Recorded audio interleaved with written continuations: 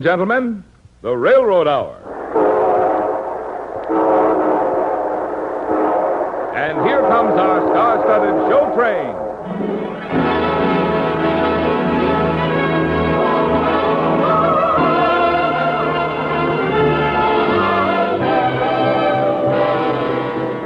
Tonight, the Association of American Railroads presents the new Lawrence and Lee play with music, The Golden Empress, starring Gordon MacRae and his famous guest, Dorothy Warren Show. Our choir is under the direction of Norman Luboff, and our music is prepared and conducted by Carmen Dragon. Yes, tonight another musical first is brought to you by the American Railroads, the same railroads that bring you the food you eat, the clothes you wear, the fuel you burn, and the multitude of other things you use in your daily life. And now, here is our star, Gordon MacRae.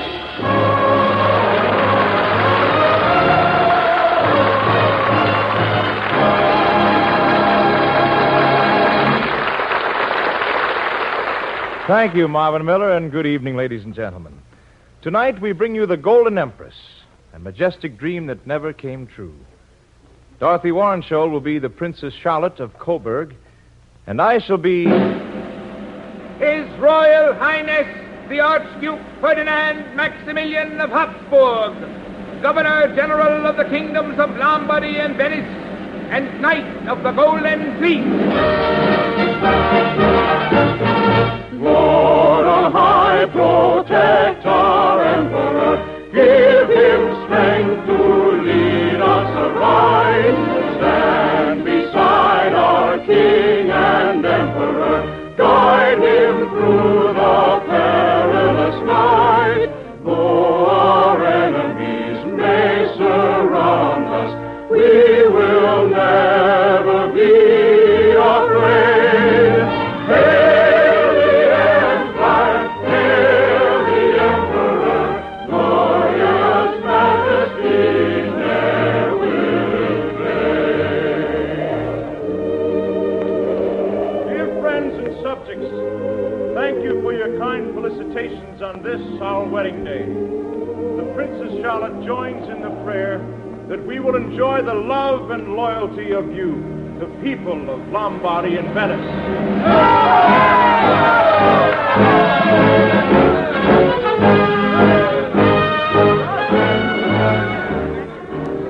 Was it all right, my dearest one? Oh, you were too humble, Max. Well, I think the people are pleased to see humility in a prince. We are the people, Max. God has appointed us to reign over them. Oh, Charlotte.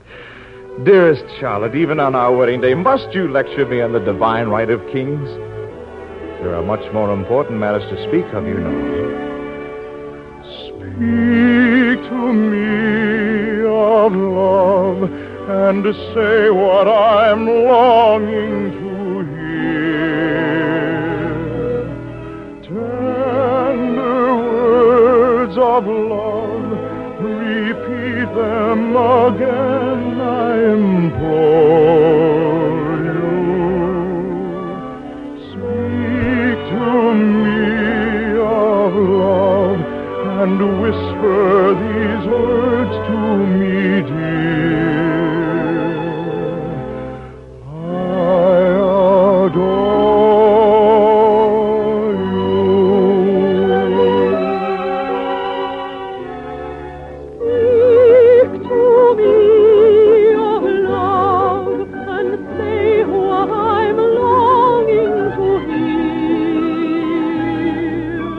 Tender words of love, repeat them again, I implore you.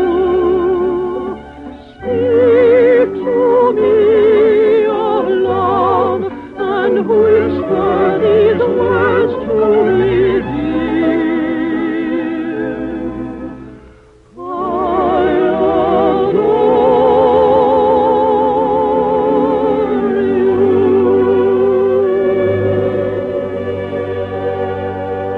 I do love you, Charlotte.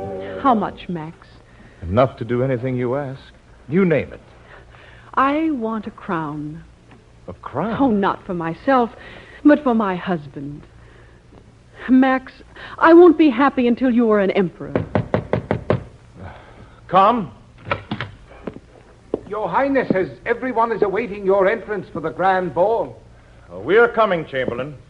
Let the music commence. Shall we dance, my darling? What are you thinking, Max? Oh, about Vienna. This music makes me think of home. Oh, what I would give if I could relive those days in Vienna again.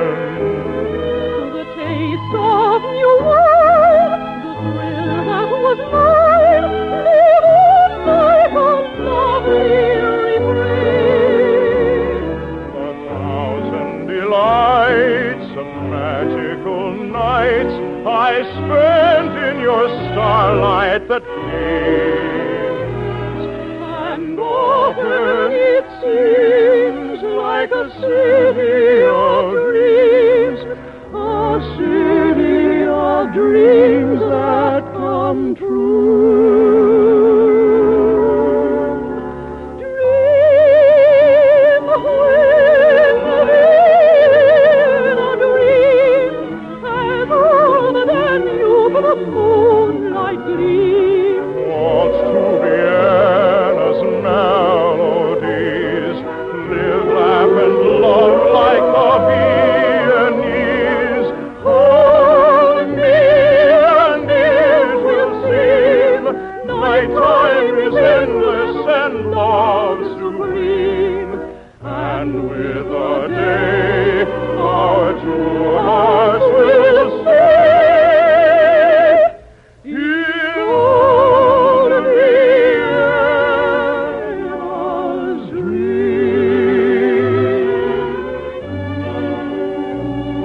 Aren't you happy, Max?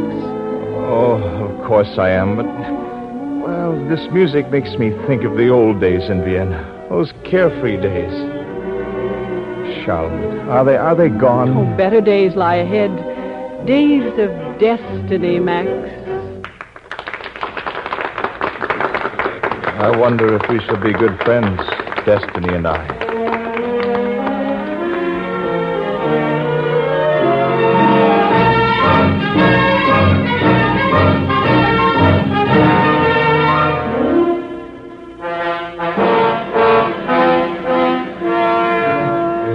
It was kind of you to invite us to Paris, Your Majesty. Is there a better place for a honeymoon? We are proud, Your Majesty, to enjoy the hospitality of Louis Napoleon. Oh, tut, tut, tut. We're all being too formal. My wife's sister and her husband should call me Louis, eh? What do they call you at court? Max? Or Maxwell. I suppose you've heard the good news from across the water, Maxwell. You mean from the United States? Oh, splitting to pieces like a badly designed ship. I predicted it. While the United States is at war with itself, what could be a better time for us to look south of the Rio Grande? Like a great cornucopia lies the treasure chest of Montezuma, Mexico, rich but leaderless. An empire, sir, waiting only for its emperor. You are suggesting... You like the sound of it? Maximilian I? The throne of Mexico? The strong arm of France will put you there. Well, sir, it would have to be up to the people. If the people of Mexico want me, An election. Very well, we'll have an election. I know nothing of the country, sir. Would Charlotte be happy there? Oh, a lovely country. Look, here's a song they tell me is popular in the capital. Something about a dove. It's a pretty thing. Let me try it. Oh, they have taste, those Mexicanos. Taste. The day that I left my home for the rolling sea, I said, Mother dear, oh pray to thy God for me. And ere we sailed, I went upon leave to take of loved ones who wept as if their poor heart would break. Oh, mother, if I should die and all oceans mourn, softly a white dove on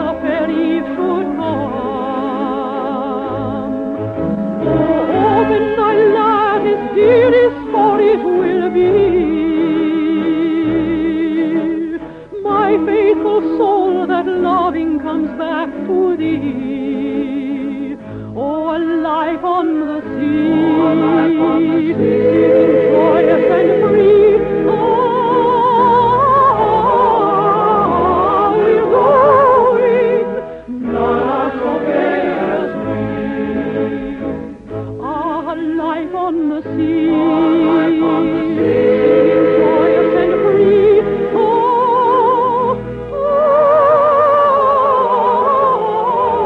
we're going, not so gay as we.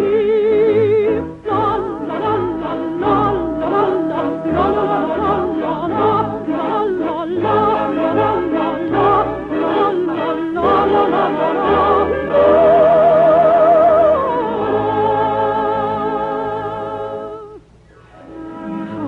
lovely song, Max. Your voice makes it lovelier, Charlotte. Oh, no longer Charlotte. They will call you Carlotta over there. The Empress Carlotta. I like that. And what will Max be? Oh, Maximiliano or some such thing. Well, what do you think, Charlotte? It is destiny, Max. The election? You shall have your election. And you will support me? On my honor as Emperor of the French, I shall not fail you.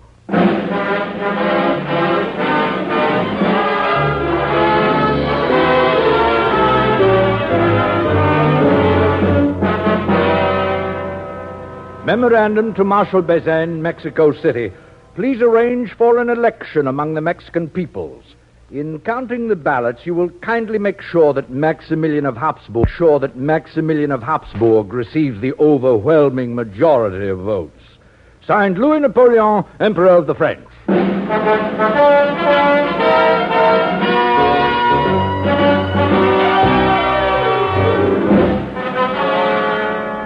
To His Imperial Majesty Franz Joseph, Emperor of Austria-Hungary, my dear brother, the people of Mexico have voted me their emperor. I have no choice but to accept. Charlotte and I sail for Veracruz in the 9th instant. Only God knows when we shall see each other again. Your affectionate brother, Maxwell.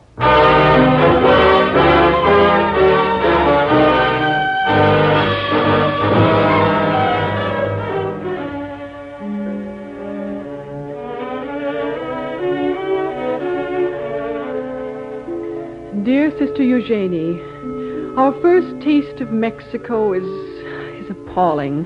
There was no one at the port to meet us. The heat is unbearable. The people do not seem glad that we have come here. Oh, Maxwell. What's the matter, darling? Oh, I've just had an awful premonition. We will die here, Maxwell. We will never see Vienna again. Oh, no, Carlotta Mia.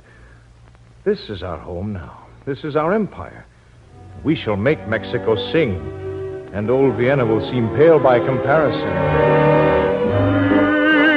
When Vienna dreams as o'er the Danube the moonlight gleams. Waltz through Vienna's melodies, live, laugh, and love like the Viennese. Oh, near will seem night time is endless and lost in dream. And with a day our two hearts will stay in old Vienna's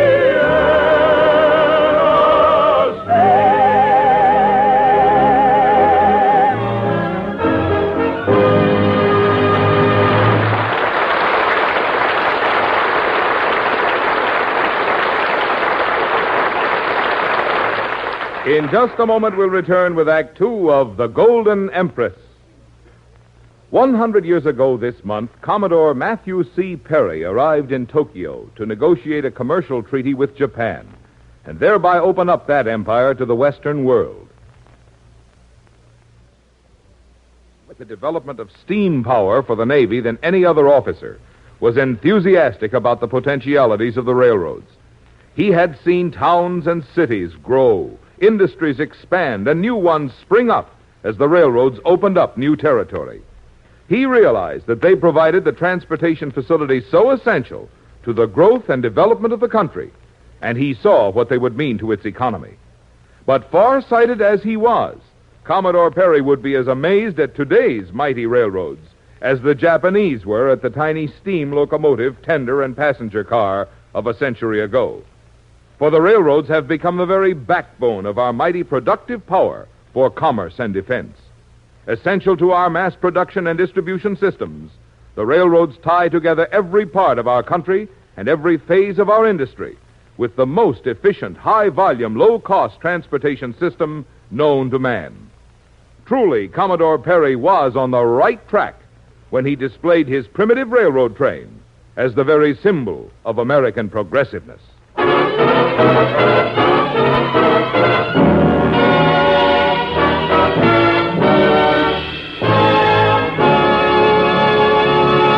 Now we continue with Act Two of The Golden Empress by Lawrence and Lee, starring Gordon MacRae as Maximilian I and Dorothy Warrenshoel as Carlotta.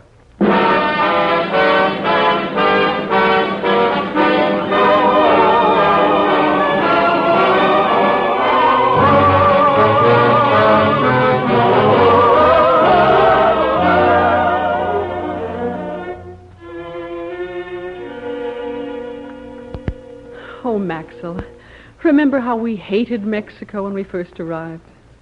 You know, in these past 2 years, I've come to love this land and the people.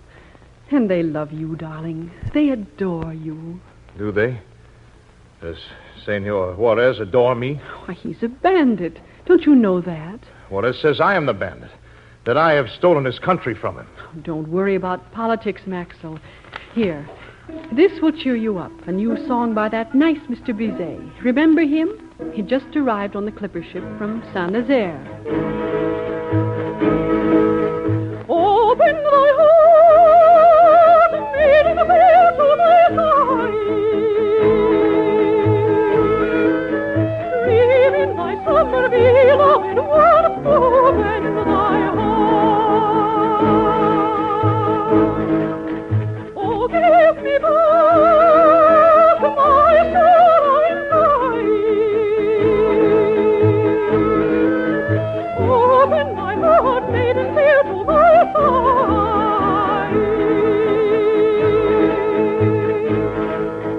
In as the flower to the sun, open thy heart, open thy heart,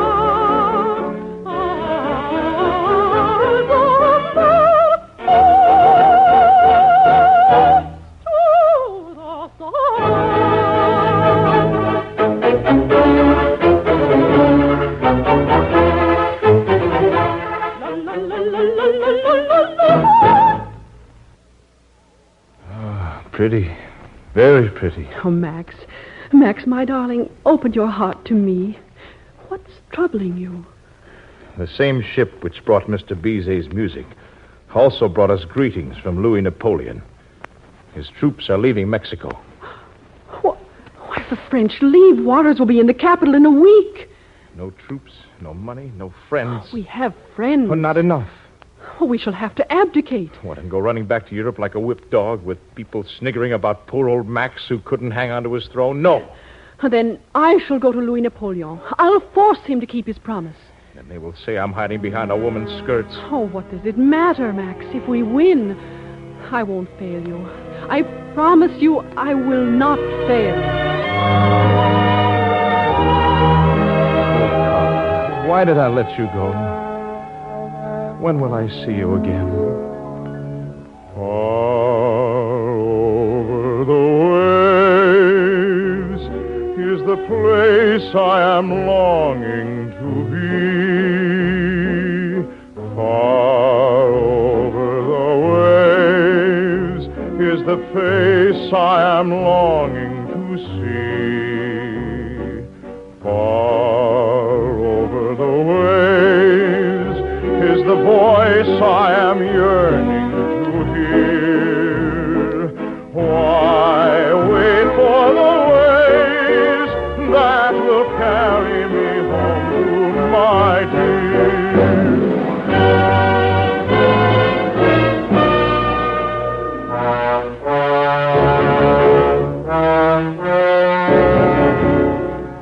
But I have no choice, dear lady. We must be realistic. You gave your word, Louis Napoleon. You cannot leave Maximilian in a hostile country with no one to stand by him. I fully sympathize with your feelings, madame. Feelings? What do feelings matter? An empire is at stake. Oh, more than one, dear lady. Here in France, the Mexican adventure is becoming unpopular. That bothersome Mr. Seward in Washington keeps sending me telegraphic cables. Oh, why did they ever invent that thing? Oh, dear me. Yeah, here's one of them here. Sir, the United States considers it an unfriendly act that French armed forces are in Mexico in violation of the Monroe Doctrine. I am not interested in your excuses. What does your Majesty propose to do? Do, madame? I intend to get my troops out of that unhappy land as quickly as possible. And I advise your husband to do the same.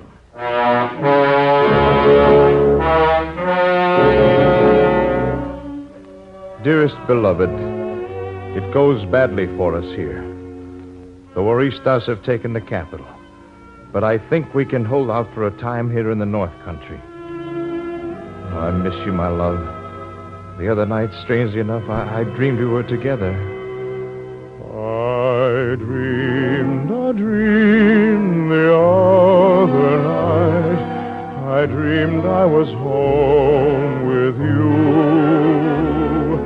I dreamed a dream of pure delight, as dreamers so often do. But with the sun, my dream was done, and gone with the dawning view. How sadly I recall with a sigh the dream that never came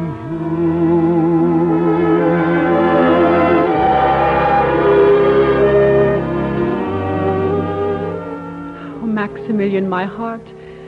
Napoleon has failed us. I have pleaded your cause with every power that would hear me, but no one will help us. It pains me to think of my poor Max in danger in the battlefield. But know, my darling, that I am always at your side. I dreamed a dream the other night. I dreamed I was home with you. I dreamed a dream of pure delight, as dreamers so often do. But with the sun, my dream was done, and gone with the dawning view. How sadly I recall with all pride the dream that never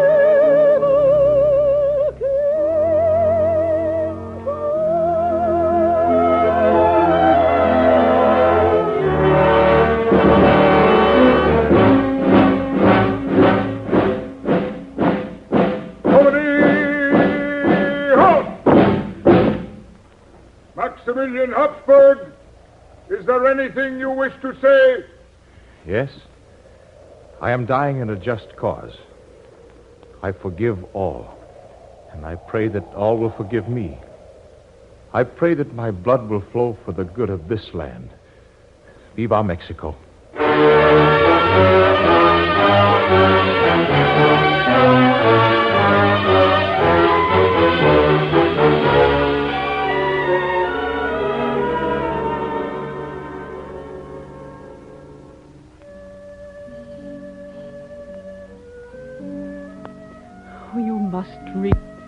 You must read me the news now. Yes, Your Majesty. Is there anything in the paper about Max? The Emperor is dead, Your Majesty. He has been dead for many, many years. Of course, I keep forgetting. There's a picture here of a young man named Lindbergh. He's getting ready to fly an airplane all the way from New York to Paris. Oh, what a foolish thing to do. Tell him I forbid it. Yes, Your Majesty. Your Majesty? Are you all right? Good evening, Charlotte. Is it? Oh, no, it can't be. You're not well, Your Majesty. I'm going to get the doctor.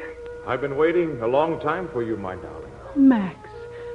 Oh, Max, my beloved, how young you look. You are young now, Carlotta Mia. The 60 years between us are nothing now, my love. I failed you, Max. I tried, but it's so hard to explain. There's nothing to explain. We'll never be apart, my love. No waves or years between us. You must be my Golden Empress for all eternity. Oh, Max. Max. And we shall sing and dance again, just as we did on our wedding day. Dream when Vienna dreams as o'er the Danube the moonlight gleams. Waltz to Vienna's melodies, live, laugh, and love like the Viennese. Oh, me will sing, night time is endless and long to dream, And with the day our two hearts will stay in old Vienna's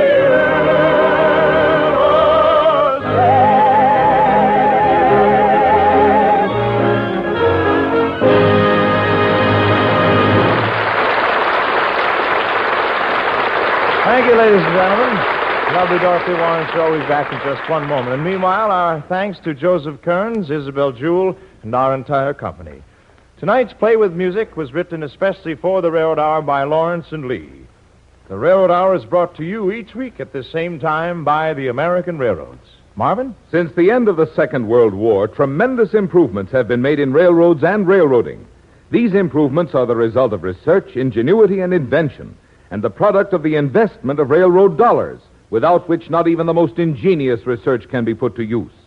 Looking ahead, greater things are yet to be done, greater dreams are yet to be dreamed. If only there is opportunity to earn the rewards of courage and inventiveness, and a return on the investment, which is risked to make these dreams come true. Thank you, Marvin. What's on the show train next week, Gordon? Well, Dorothy, we have a real musical treat for you next Monday night. A personal visit with the composer who wrote... On wings of song, love came flying, and sighing low in the breeze. Ah, Mr. Mendelssohn, I presume. Oh, you're so right, Dorothy. We'll have the world premiere of a new play about Mendelssohn called On Wings of Song. Can we count on your high C? Well, I'll be here with a B flat anyway. See you next week, Gordon. All right, and good night, Dorothy. All aboard! Well, dear friends, it looks as if we're ready to pull out. And so until next Monday night, and on Wings of Song, on behalf of the other members of the cast and of the American Railroads, this is your friend Gordon MacRae saying goodbye.